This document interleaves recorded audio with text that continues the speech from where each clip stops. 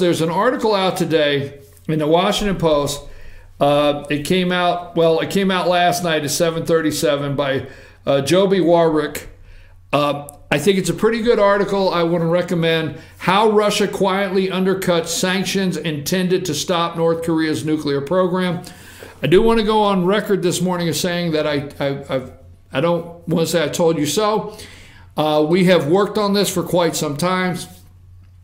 Watered down sanctions. Now, here's the interesting thing is you could pull up Google and you could put in watered down sanctions for North Korea, and the top stories come up from Bloomberg. Bloomberg has an article that the headline says U.S. waters down North Korean sanctions draft before the vote. So the first draft of the sanctions for the North Korea did not fly with Russia and China, right? So they had to water them down for the vote, okay? Here's another article right under there from the Financial Times. UN agrees stronger sanctions against North Korea. Who did what?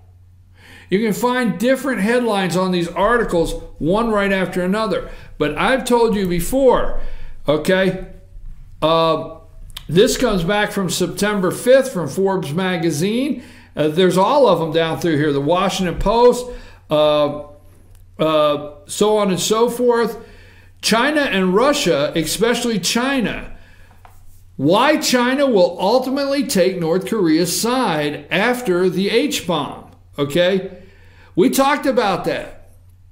China is coming across as a peacekeeper, and they are not. China is coming across as they're trying to work something out. It's symbolism. It's optics. But China and Russia are waiting for us to strike. And you do need to understand, as I've said before, and the articles confirm this, that China will take their side if we strike. And these UN sanctions, okay, are pulling us in. Now, I know what you're saying. Oh, so you don't agree with the sanctions? Sanctions do not work. That's my opinion. They do not work for the most part. All right? People find their way around. Now, I don't have time this morning, but how Russia quietly undercut sanctions intended to stop North Korea's nuclear program. This story goes into Russian smugglers, okay, as they're pouring shipments of petroleum. You remember the other day, okay, let me see right here. There's a small land border and there's a port. I don't have time to go in there. There's a port and there's a small land border with Russia and North Korea. And that port is so busy right now. That is a bustling port. That port where Russia and North Korea come together. We showed yesterday with the circle around it of Russia has a border with North Korea. And they are running in as fast as they can. Anything they can, they're smuggling it in. And they're smuggling it through phony companies, okay? And they're smuggling it in through phony companies. And they set up a company, the Russians set up a company over in Hong Kong, okay? So they could funnel the money. All right, this is a good story. I read the whole story. Funnel the money through Hong Kong in this real estate company, okay? Singapore, okay? Valmir, all right? The company Valmir was set up by Russian operatives in Singapore to allegedly help North Korea purchase millions of dollars worth of fuel while keeping details of the transaction just totally quiet.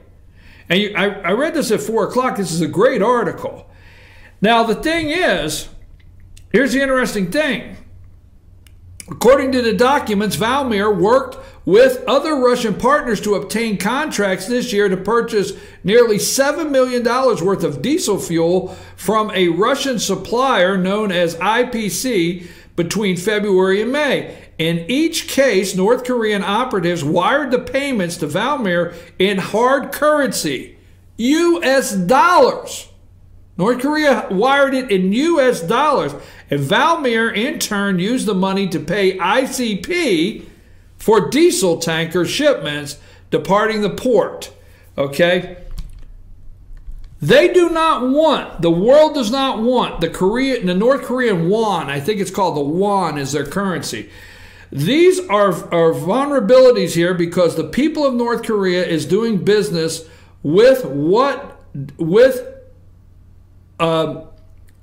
dollars.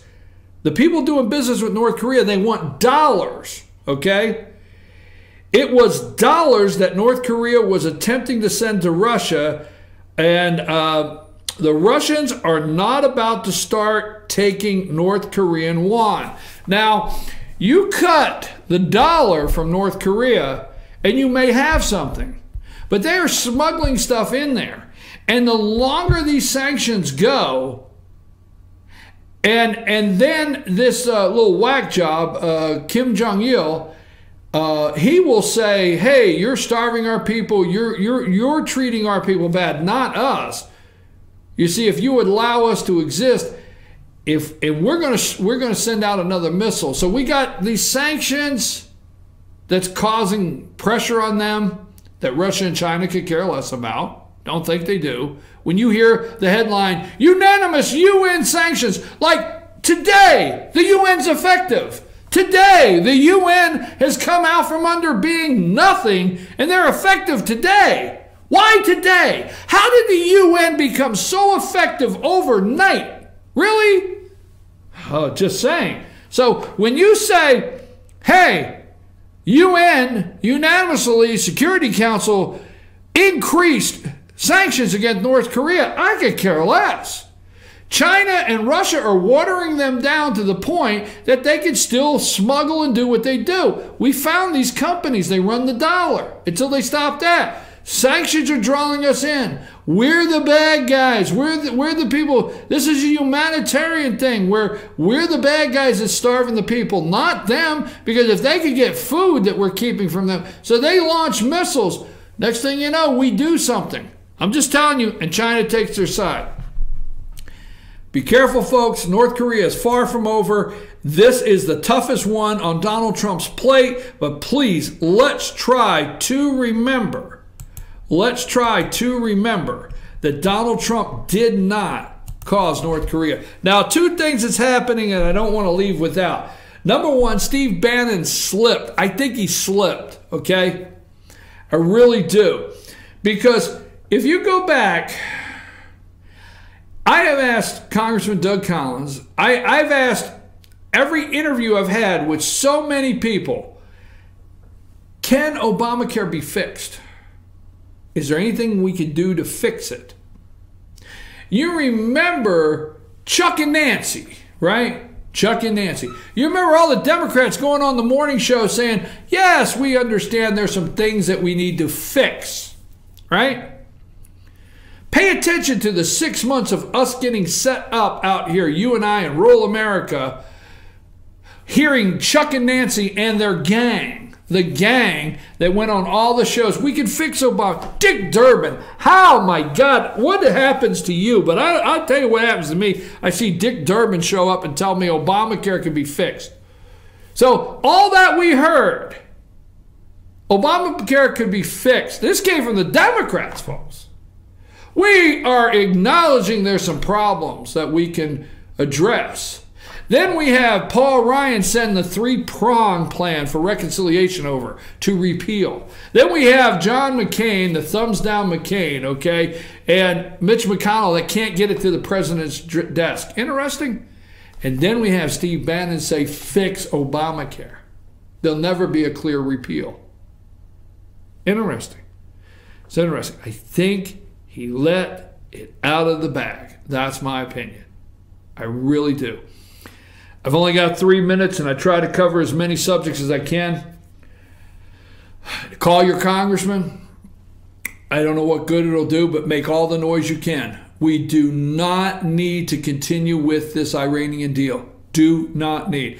Let David Perdue, your senator, let your senator Ours is David Perdue, Johnny Isaacson. Let your congressman, mine is Doug Collins, I don't know who yours is, and demand that we do not continue through in no way, shape, or form with the Iranian deal.